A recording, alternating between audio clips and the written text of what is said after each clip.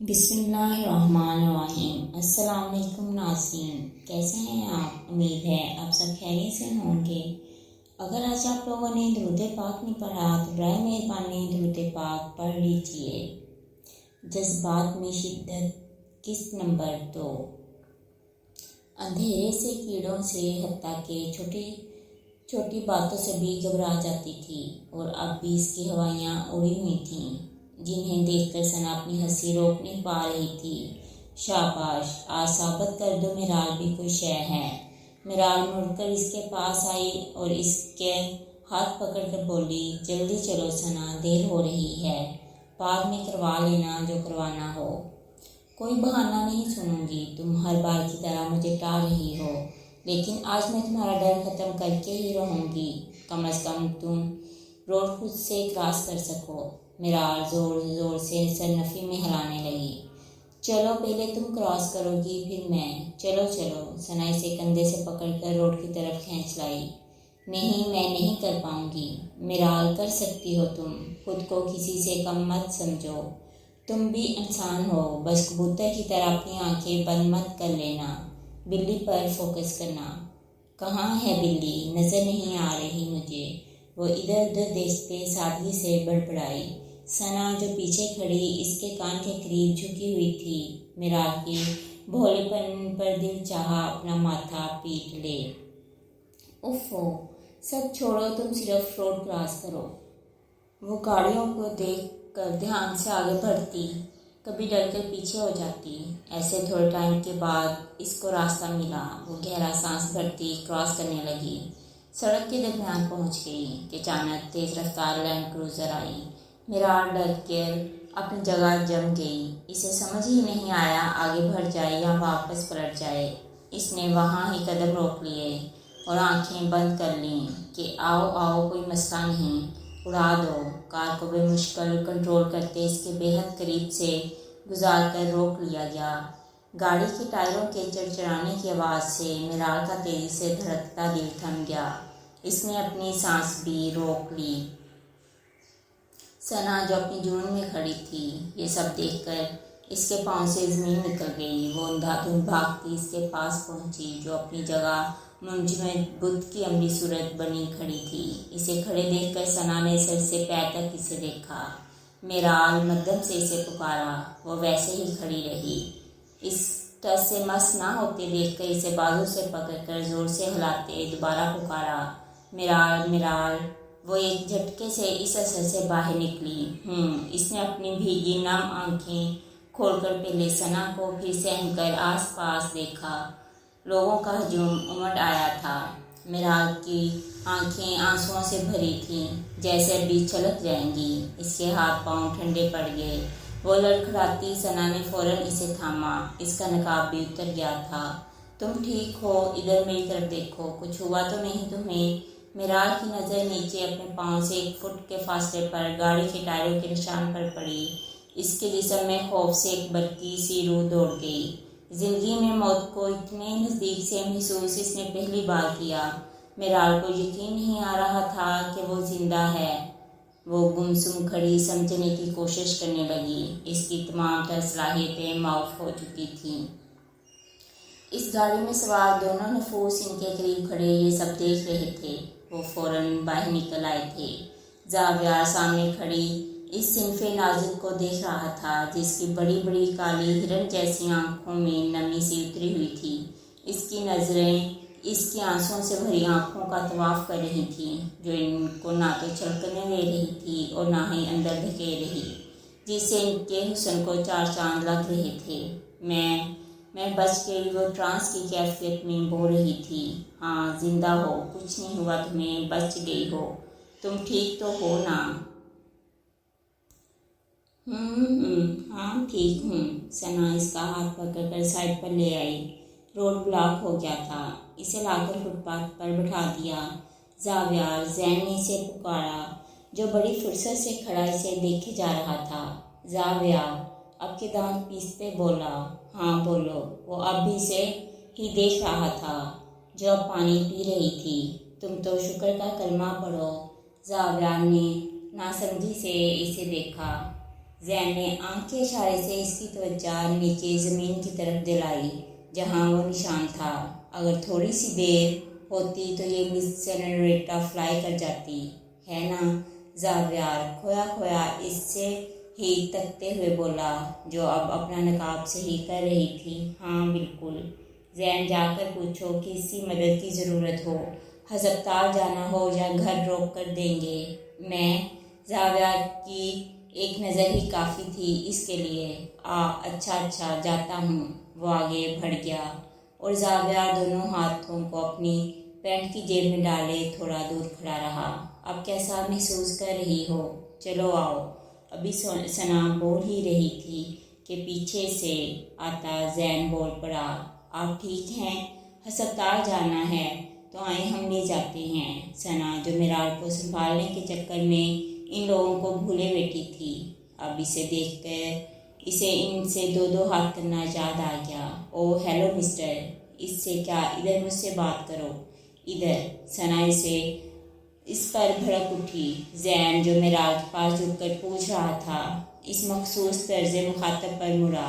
وہ سامنے بازو اوپر چڑھائے لڑنے کو تیار تھی۔ جی؟ زین نے اسے کچھ حیرت سے دیکھا۔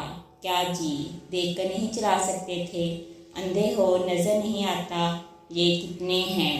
ثنا نے اس کے سامنے دو انگلیاں موڑ کر اپنا دایاں ہاتھ ہلاتے پوچھا۔ انداز صاف بے عزتی والا تھا۔ اطراف میں کھڑے لوگ دبا مسکرائے۔ زین کو اس لڑکی کی بدزبانی پر غصہ آیا جسے وہ کنٹرول کر گیا۔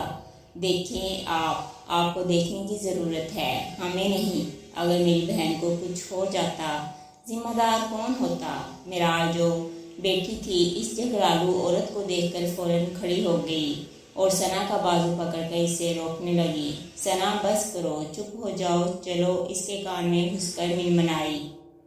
ارے ہٹو تم، کیا کھا جائے گا؟ ایک تو غلطی کی ہے، اوپر سے اکڑ کر دکھا رہے ہیں یہ۔ اسے اپنا ہاتھ چھڑاتے غصے سے بولی، آپ کی بہن کی غلطی ہے۔ اسے کس نے کہا سڑک کے بیچوں بیچ کھڑے ہو کر نیند پوری کرے؟ نظر تو ان کو نہیں آتا جو بڑی گاڑی نہیں دیکھ سکی، وہ بھی کم نہیں تھا۔ اس کی بات پر وہ کچھ بولتی میرال پھر سے اس کا ہاتھ بڑھتا ہاتھ پکڑ گئی جو وہ اس کے سامنے نچا کر بات کر رہی تھی۔ ثنا، خدا کا نام لو، تم اس لڑکے سے کیسے بات کر رہی ہو؟ تمہیں ڈر نہیں لگ رہا؟ لوگ دیکھ رہے ہیں، تماشا نہ بناؤ، جانے دو۔ کیوں؟ یہ اس طرز مخاطب کا مستحق ہے، اور لڑکا ہے تو کیا بگاڑ لے گا؟ ثنا نے مدھم لیکن غصے سے کہا۔ زاویار جن کے پاس سے گزرتا ان کے قریب کھڑا دونوں کی باتیں آرام سے سن رہا تھا۔ کیا خوبصورت آواز تھی، اس کی سماعتوں پر اثر کرنے والی، نرم، دھیمی۔ یہ میرا مجرم ہے، میں نے اسے معاف کر دیا ہے، میں بچ گئی ہوں نا، کوئی نقصان نہیں پہنچا، خدا کا شکر ہے، اور مجھے کچھ نہیں چاہیے۔ میں فضول میں کسی لڑائی مصیبت میں مبتلا نہیں ہونا چاہتی۔ پہلے کم مصیبتیں ہیں میری زندگی میں جو تم مزید بڑھا رہی ہو۔ اس کی بات پر ثنا دانت پیس کر رہ گئی۔ زاویار نے ان کی ساری گفتگو سن لی اور زین کو اشارہ کیا، جیسے سمجھ کر اس نے جیب سے پیسے نکالے اور ان کی طرف بڑھا دیے۔ میرال کی زین کی طرف پیٹھ تھی۔ ثنا جو مشکل سے غصہ ضبط کیے کھڑی تھی، لاوے کی طرح اس پر پھٹ پڑی۔ یہ پیسے دے کر کیا ظاہر کر رہے ہو تم؟ ہم تمہیں پیسوں کے بھوکے نظر آ رہے ہیں، بھکاری یا فقیر لگ رہے ہیں؟ کیا سمجھ کیا رکھا ہے تم لوگوں نے ہمیں؟ ہم غریبوں کی عزت نفس مجروح کرنے کا یہی ایک طریقہ سوچتا ہے تم امیر رئیسزادوں کو؟ وہ پتہ نہیں کیا کیا بول رہی تھی جب زین اس سے بھی اونچی آواز میں بولا، بس او نہیں۔ زین نے گہری سانس بھری، جیسے خود کو کچھ برا بھلا کہنے سے روکا ہو، اور جب بولا تو لہجہ مدھم لیکن سخت تھا۔ آپ غلط سمجھ رہی ہیں، میرا وہ مطلب نہیں تھا، ایک بار میری بات سن لیں پھر۔ وہ کچھ کہتا ثنا نے آگے بڑھ کر پیسے پکڑے اور اس کے منہ پر دے مارے۔ کہا نا نہیں چاہیے، حرام کے پیسے۔ وہ اس کے منہ پر زور سے پیسے مار کر چبا کر بولی۔ زین نے نوٹ منہ پر لگنے سے آنکھیں بند کر لیں، ہاتھ کی مٹھیوں کو مضبوطی سے بند کیا، تیز تیز سانس لینے لگا۔ اس قدر بے عزتی آج تک کسی نے نہیں کی تھی۔ ثنا کہہ کر فوراً مڑی اور میرال جو حیرت اور خوف سے آنکھیں پوری کھولے کھڑی تھی اس کا ہاتھ تھام کر تیزی سے وہاں سے نکلتی چلی گئی۔ زاویار ویسے ہی آرام سے جیبوں میں ہاتھ ڈالے کھڑا تھا کیونکہ اسے اندازہ تھا کہ یہ سب ہوگا۔ اس نے پورا تماشا ایک تماشائی کی طرح انجوائے کیا، جیسے اس کا اس معاملے سے دور دور تک کوئی واسطہ نہ ہو۔ اس کی نظروں نے دور تک ان کا پیچھا کیا جب تک وہ نظروں سے اوجھل نہیں ہو گئی۔ بس نہیں چل رہا، ان کے گھر تک چھوڑ آؤ۔ زاویار کے کانوں میں زین کی غصے سے بھری آواز پڑی، جس کا مطلب وہ اچھے سے جانتا تھا۔ اس نے محض گھورنے پر اکتفا کیا۔ وہ ابھی بھی اسی طرف نگاہیں مرکوز کیے تھا۔ اس کی نظروں کے تعاقب میں زین نے اس طرف دیکھا جہاں کوئی ذی روح تک نہ تھی۔ سر میڈم جا چکی ہیں، وہ اس کے کان کے قریب جھکتا نخوت سے کہتا۔ سر جھٹک گیا۔ زاویار کو جواب نہ دیتے دیکھ اس نے اسے بڑے تعجب سے دیکھا۔ ہاں بھئی، کرے کوئی اور بھرے کوئی، کسی کو کیا فرق پڑتا ہے میری بے عزتی سے، یہ کہہ کر مر گیا۔ زاویار جو آرام سے دوسری طرف رخ کیے کھڑا تھا، اس کی بات پر اس کے ماتھے پر بل پڑے۔ منہ موڑ کر اسے تندہی نگاہوں سے دیکھا جو گاڑی میں سوار ہو رہا تھا۔ زین کو اس پر غصہ آ رہا تھا پر کچھ بول نہیں سکتا تھا۔ زاویار سے کہنے یا نہ کہنے سے کوئی فرق نہیں پڑتا تھا کیونکہ وہ احساس نام کی چیز سے ہی محروم تھا، بلکہ الٹا مذاق اڑاتا۔ اس لیے لڑکی سے اپنی حوصلہ افزائی کرا کر آرام سے بیٹھ گیا۔ زاویار خاموشی سے آ کر ڈرائیونگ سیٹ پر بیٹھا اور گاڑی تیزی سے آگے بڑھا لی۔ دروازے پر مسلسل دستک ہو رہی تھی۔ قمر بیگم کمرے میں تھیں۔ ان کی بڑی بیٹی اور اس کی 2 بیٹیاں صحن میں چارپائی پر بیٹھے ناشتہ کر رہی تھیں، مگر اٹھ کر دروازہ کھول دے ایسی جوں تو اس کے کان پر کبھی رینگی ہی نہیں۔ آرام سے کھانا کھاتی رہی جیسے دروازہ ان کا نہیں ہمسایوں کا بج رہا ہو۔ قمر بیگم بیمار رہتی تھیں، اس لیے ان کو اٹھنے بیٹھنے میں دقت کا سامنا ہوتا۔ اب بھی مشکل سے اٹھ کر کمرے سے باہر آئیں۔ ایک افسوس بھری نظر اس گڑیا پر ڈالی جو صرف نام کی ہی گڑیا تھی۔ حرکتیں پوری فسادیوں والی تھیں۔ آگے بڑھی اور دروازہ کھول دیا۔ سامنے کا منظر دیکھ کر قمر بیگم کو پریشانی نے گھیرا۔ ثنا میرال کو کندھے سے تھامے کھڑی تھی اور میرال گمسم سی سر جھکائے ان کے سامنے تھی۔ بس اسٹینڈ سے گھر قریب ہی تھا اس لیے جلدی پہنچ گئیں۔ میرال بیٹا کیا ہوا؟ ثنا بیٹا کالج نہیں گئے آپ لوگ؟ اتنی جلدی گھر آ گئے، خیریت تو ہے نا؟ انہوں نے پہلے میرال کو مخاطب کیا تھا۔ اسے جواب نہ دیتے دیکھ کر ثنا کو مخاطب کیا۔ آنٹی میں آپ کو سب بتاتی ہوں۔ وہ اسے تھامے گھر میں داخل ہو گئی۔ باہر صحن میں موجود دوسری چارپائی پر اسے بٹھایا۔ آنٹی اس کے لیے پانی۔ اس کی بات پوری ہونے سے پہلے قمر بیگم بول پڑی۔ لڑکیوں ہوا کیا ہے؟ کالج گئی تھی نا تو گھر کیوں آ گئی ہو؟ مجھے سیدھی طرح بتاؤ معاملہ کیا ہے؟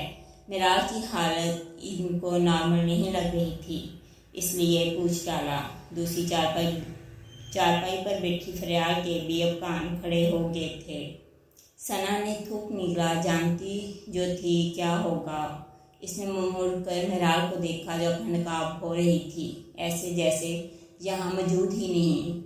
آنٹی کچھ بھی نہیں ہوا، بس تھوڑا سا ایکسیڈنٹ ہو گیا۔ اس نے ہلکے سے ہنستے اپنے چہرے کے تاثرات حد درجہ نارمل رکھتے ایسے کہا جیسے کو خطرے کی بات ہی نہیں۔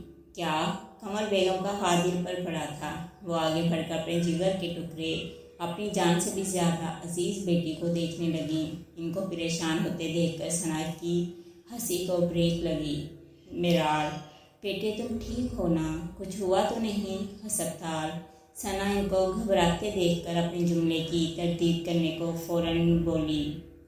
ارے نہیں آنٹی، ایکسیڈنٹ ہوتے رہ گیا، میرا مطلب بچ گیا۔ ثنا نے اپنی تیز چلتی زبان دانتوں میں دبائی۔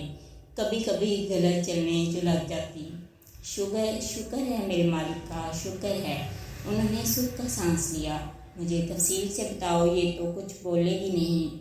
ارے آنٹی کچھ بھی نہیں، آپ کی ڈرپوک بیٹی سے مین روڈ کی سڑک کراس کروا ہی رہی کہ اچانک تیز رفتار گاڑی سامنے سے نمودار ہو گئی اور میڈم نے فوراً آنکھیں بند کر لی، کہتی آؤ بھئی آ جاؤ، کوئی بات نہیں، ویسے بھی ایکسٹرا پیس ہوں میں، کہیں پر بھی پرفیکٹ ایڈجسٹ نہیں ہوتی۔ ثنا، قمر بیگم نے اسے ٹوکا جو شرارت کرنے پر آمادہ تھی۔ ثنا نے گلا کھنگارا اور پھر شروع ہو گئی۔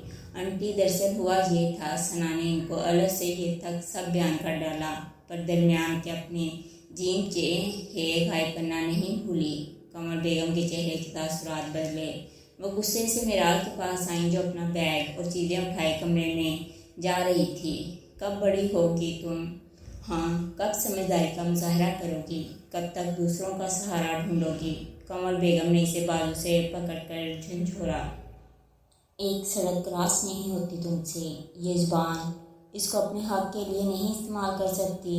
ثنا تمہارے ساتھ کب تک رہے گی؟ کب تک وہ تمہارے حصے کی لڑائیاں لڑے گی؟ کب تک؟ آخر کب تک میرال؟ وہ ہنوز خاموش سر جھکائے کھڑی رہی۔ بولو، جواب دو۔ میرال، میں تم سے بات کر رہی ہوں، دیواروں سے نہیں۔ اسے جواب نہ دیتے دیکھ کر جھٹکے سے چھوڑا۔ میرال لڑکھڑا گئی۔ یہ کچھ بول نہیں رہی، ایسے کھڑی کیوں ہے؟ معاملہ کوئی اور ہی لگ رہا ہے۔ گڑیا کے اچانک بولنے پر دونوں نے مڑ کر اسے دیکھا۔ اس کے لفظوں میں چھپا سوال اور طنز وہ اچھے سے سمجھ گئیں، پر کچھ نہیں بولیں۔ آخر ہو کیا گیا ہے وہاں ایسا؟ گڑیا قمر بیگم کی گھوڑی سے باز نہ آئی، عادت سے مجبور بول پڑی۔ قمر بیگم غصے سے موڑتی سخت آواز میں گویا ہوئیں، وہاں جو بھی ہوا تمہیں اس سے کیا؟ تم اپنی بیٹیوں کی فکر کرو۔ توبہ توبہ توبہ۔ دروازے سے اندر آتی خالہ رشیدہ کو دیکھ کر ثنا کے ماتھے کی تیوری چڑھی۔ اچھے سے جانتی تھی ضرور کچھ فضول گوہر افشانیاں کرنے آئی ہوں گی۔